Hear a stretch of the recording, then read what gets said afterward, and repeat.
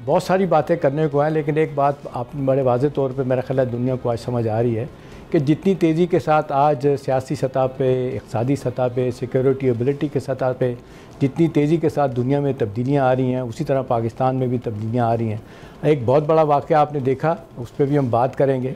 और देखें जिस तरीके से न्यूयॉर्क की तारीख़ में वो जो कहते हैं एक पहली मरतबा एक ज़ोरान ममदानी 33 साल के नौजवान ने, मुसलमान ने जिस तरीके से एक बहुत बड़े अपने दो ओपोनेंट्स को शिकस्त दी है। उनमें आपने एक देखने एंड्रयू कुओमो जो गवर्नर थे न्यूयॉर्क के, वो कैसे हार गए। और इंटरेस्टिंग की बात है कि 3 बड़े लोग इनको सपोर्ट कर रहे थे एंड्रयू को, जिसमें बराक ओबामा भी थे, उसके बाद प्रेसिडेंट ट्रम्प ने भी सपोर्ट किया, एलन मस्क ने भी इनको सपोर्ट किया, इसके बावजूद वो जीत गया। मुझे जो नाज़रीन उनकी बहुत अच्छी बात लगी ज़ोरान ममदानी की, उन्होंने विक्ट्री स्पीच जो दी, सबसे उन्होंने कहा कि मैं मुसलमान हूँ। उन्होंने माज़रत के साथ जो अपने ओबामा की तरह कोई मुनाफ़त नहीं की जब उनके बारे में कहा जाता था कि उनका नाम है बराक हुसैन ओबामा, और जब बहुत ज़्यादा इख्तलाफ हुआ, लोगों ने कहा जी ये तो मुसलमान है, तो उन्होंने वो छोड़ ही दिया कि जी मैं मुसलमान ही, मैं तो क्रिश्चियन हूँ। बहरहाल इन्होंने वो काम नहीं किया, दिखाया। अब सवाल ये कि क्या इससे क्या फ़र्क पड़ेगा इस बेर के जीतने के बाद, और जिस तरीके से बाकी रियासतों में इंतखाबात हुए हैं, गवर्नर जो हैं वो सारे के सारे वाइस गवर्नर भी जो है ना वो डेमोक्रेट पार्टी से आए हैं, इसका अमेरिका की सियासत पे क्या फ़र्क पड़ेगा, इस पर बात करेंगे। हमारे डॉक्टर जमील अहमद ख़ान, मारूफ सफारती सियासी तजियाकार, और आपने देखा एक बहुत बड़ा ज़बरदस्त उनका कैरियर है, जिस तरीके से वो दुनिया में पाकिस्तान की नुमाइंदगी उन्होंने की है, और मारूफ तजियाकार हैं, बहुत अच्छी तरह दुनिया को सियासत को समझते हैं, उनसे बात करते हैं। जी डॉक्टर साहब, ये आपको कैसा लगता है कि अगरचे कहा जा रहा था कि ज़ोरान ममदानी का न्यूयॉर्क का मेयर मुकर्रर हो जाना, जीत जाना, ये कितना आपको सिग्निफिकेंट लगता है? खुसूसी तौर पर जब हमने देखा कि कहा जाता है कि एक बहुत बड़ी अमीर यहूदियों की एक तादाद रहती है न्यूयॉर्क की, और उन्होंने उनको वोट नहीं करना था, और फिर ओबामा ने भी उनको सपोर्ट किया, साबिक सदर ने, प्रेसिडेंट ट्रम्प ने भी सपोर्ट किया, एलन मस्क ने भी सपोर्ट किया। इसके बावजूद एंड्रयू जो सपोर्ट हासिल कर रहे थे, एंड्रयू कुओमो, वो हार गए और ये अपना ज़ोरान ममदानी जीत गए। कितना सिग्निफिकेंट देखते हैं, और किस तरह आप देखते हैं कि अब ये डेमोक्रेट पार्टी का अगला सफ़र कैसे होगा? जी, ये गमाज़ी करता है उभरती हुई सोच, ये गमाज़ी करता है कि इस वक्त की हुकूमत रिपब्लिकन की, डोनाल्ड ट्रंप की, उसने जहां जहां फौजें बुला ली शहरों में, फेडरल गवर्नमेंट का अमल दखल शुरू करा दिया, लोगों को महीने महीने से 2-2 महीने से तनख्वाहें नहीं मिल रही हैं, डाउन साइज, बहुत सारी और वजूहात, जिसकी वजह से जो वहाँ के यंग लोग हैं, ख़ासतौर पे न्यूयॉर्क एक मॉडल के तौर पर बन के उभरा है डेमोक्रेट्स के लिए, न सिर्फ डेमोक्रेट्स के लिए बल्कि दुनिया में भी। ये एक सिग्नल जाएगा कि किस तरह एक मुतवसत तबके का आदमी और किस तरह उसके साथ माशी और माशरती जहां मामलात आ जाएं, वहां अगर लोगों की इल्म और तालीम सही है तो वहां बगैर किसी इस इम्तियाज के कि कौन किस नस्ल और किस रंग और किस रिलीजन का है, लोग फिर इकट्ठे हो जाते हैं। और ज़ोरान ममदानी ने इसी बात को कैश कराया है और इसी बात पर अपनी पूरी कैंपेन की है। कैंपेन के जो 3 सबसे बड़े मुहर्रिकात ममदानी के हैं, और वो है कि बसेस न्यूयॉर्क सिटी में फ्री, क्योंकि लोगों को काफी खर्चा बसेस में आ जाता था। सीलिंग शुरू खत्म कर दिया है कि स्टेबलाइज कर दिया है रेंट का, कि रेंट इससे ज्यादा सीलिंग कोई नहीं बढ़ा सकता। वही लेट भुट्टो साहब का नारा रोटी कपड़ा मकान वाला इन सो मेनी वर्ड्स यही था कि ट्रांसपोर्ट को मैं फ्री कर दूंगा, आप अपना क्या कहते हैं मकान आपको मैं लेके दूंगा सस्ते दामों पे, खाना आपका ठीक हो जाएगा, महंगाई बहुत ज़्यादा है। और ऊपर से अगर ये सवाल मेरा है कि अगर प्रेसिडेंट ट्रंप उनकी फंडिंग बंद कर देते हैं न्यूयॉर्क के लिए, तो ये अपने वादे कैसे पूरे करेंगे ममदानी साहब?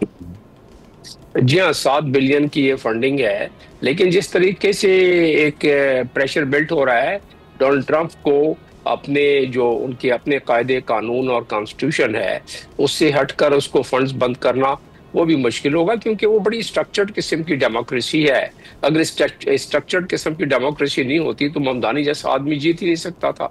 एक मुतवसत तबके का आदमी है, उसके कोई इतने ज़्यादा ज़राए नहीं है, सिर्फ तकरीबन 1100 के करीब उसके वॉलंटियर्स थे जिन्होंने इलेक्शन कैंपेन की, और उसकी अपनी पर्सनैलिटी और उसकी अपनी लीडरशिप जिसने लोगों को कन्विंस किया है। याद रहे कि न्यूयॉर्क में फ़कत 30% वाइट रहते हैं और बाकी सारी आबादी मुख्तलिफ रंग, नस्ल और रिलीजन के लोग हैं वहाँ। 59% न्यूयॉर्क में क्रिश्चियन है, बाकी उसके अलावा दूसरे मज़ाहिब के लोग हैं।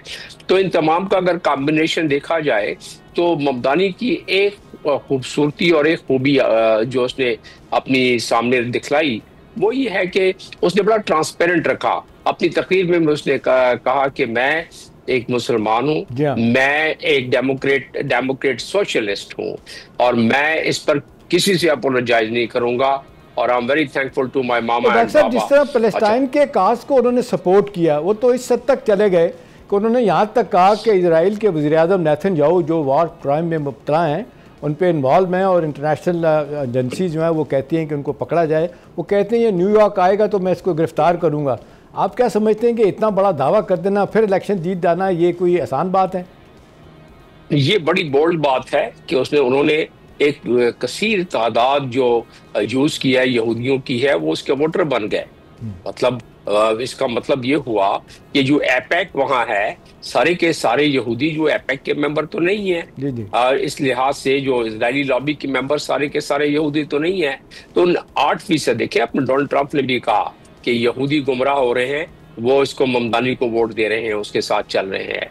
तो उसकी खूबी सबसे बड़ी यही है कि उसने सारों को अपने साथ मिला लिया और उसकी वजह सबसे बड़ी बात यह है कि एक बड़ी ट्रांसपेरेंट तरीके से वो चला है। लोगों ने उस पर यकीन कर लिया है। क्वींस का रहने वाला शख्स जो कि पीले स्कूलों में, जिसको हम कहते हैं सरकारी स्कूलों में, जिसने तालीम हासिल की, जो कि क्वींस में रहने वाले लोगों को जो अपने थे और वो जब्त हो जाते थे उनके केस लड़ता रहा है। तो उसने हक और सच की आवाज को भी बुलंद करता रहा गरीबों के लिए। कोई गरीब इलाका है, और बताइएगा, ये अब अमेरिका की सियासत को इनका जितना कैसा इम्पैक्ट करेगा? अभी देख रहे हैं जो रियासतों के इलेक्शन हुए हैं, गवर्नर और नायब गवर्नर के इलेक्शन हुए हैं, वहाँ पे 80-90% डेमोक्रेट जीते हैं, रिपब्लिकन साफ हो गए हैं। आपको क्या लगता है अगला सदारती इलेक्शन जो अमेरिका में होने जा रहा है, अब अपना ट्रंप तो उम्मीदवार नहीं है, तो कितने चांसेस आपको लगते हैं कि कम बैक कर सकेगी डेमोक्रेट पार्टी? नहीं, ट्रंप शायद उम्मीदवार हो भी जाएं क्योंकि वो अपने कॉन्स्टिट्यूशन में इस चीज का प्रोविजन कह रही है कि है।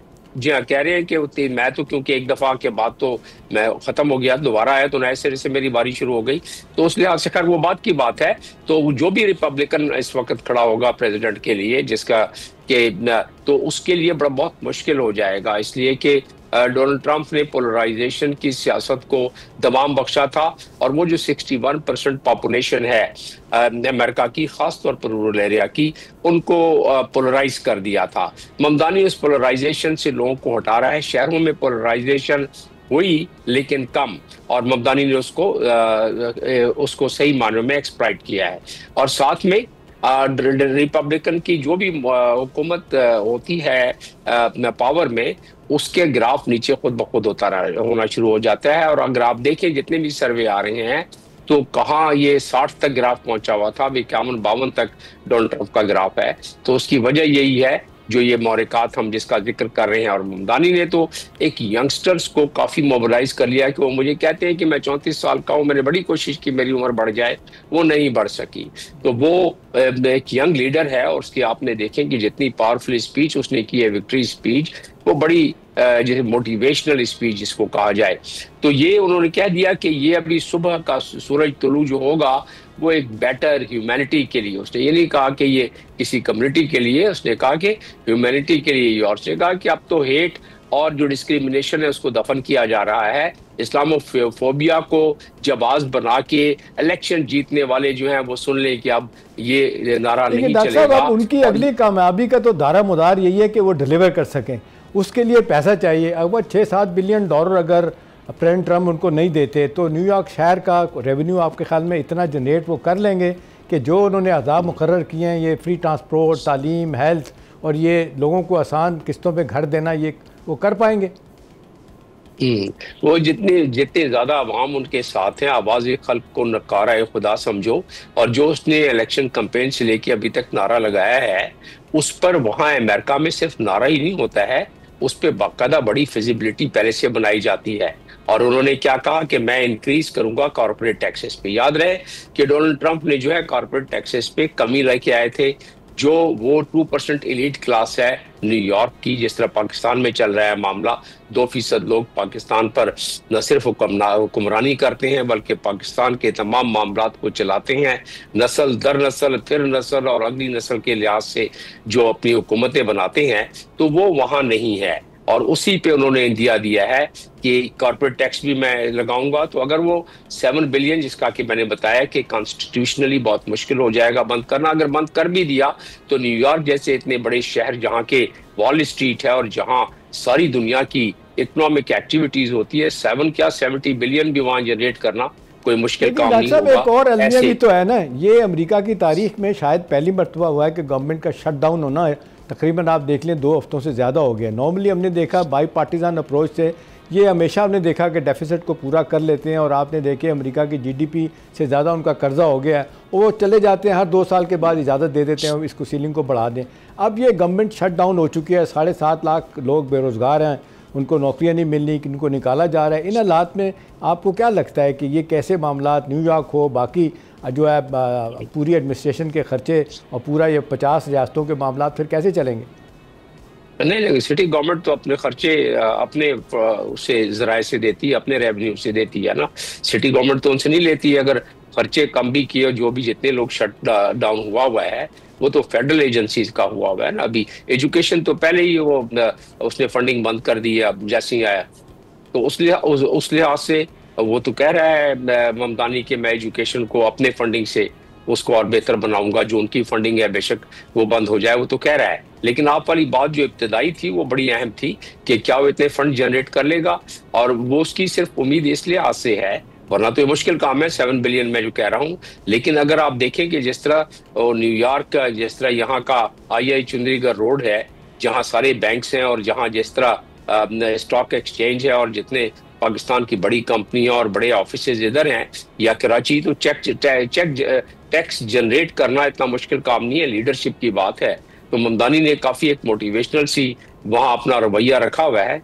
उससे ऐसे यंग लीडर, इतने डायनामिक लीडर से कोई बैद नहीं कि वो बड़े आराम से उस चीज को ऑफसेट कर लेगा और वो टैक्स को जनरेट कर लेगा, अपने म्युनिसिपल जराए से टैक्स को जनरेट कर लेगा। इसमें एक कलीदी बात यह है कि उसने अपने एक ट्रेंड सेट कर दिया है डेमोक्रेट्स के लिए, क्योंकि बड़े शहरों से होता है ट्रेंड सेट। न्यूयॉर्क हो गया, LA हो गया, शिकागो हो गया, तो इन शहरों से जब ट्रेंड सेट हो गया तो रिपब्लिकन के लिए आगे काफी मुश्किल हो जाएगा। आपने देखा कि उसने यहूदियों की फेवर में भी बात की कि जी ये सेमिटिज्म, एंटी सेमिटिज्म जो है इसको मैं नहीं मानता, क्योंकि उसके यहूदी वोटर हैं। अभी इस दफा यहूदियों ने काफी साथ दिया और उन्होंने नुक्ताचीनी सही है और क्रिटिसिज्म सही है डोनाल्ड ट्रंप की इस बात पर। डॉक्टर साहब, मेरा ख्याल है बड़े थोड़े वक्त में आपने अमेरिका की सियासत पे बहुत खूबसूरत हमें बातें बताई, तो आपका बहुत शुक्रिया जी। नाज़रीन, सब्सक्राइब करें और बेल दबाएं ताकि कोई खबर रह न जाए।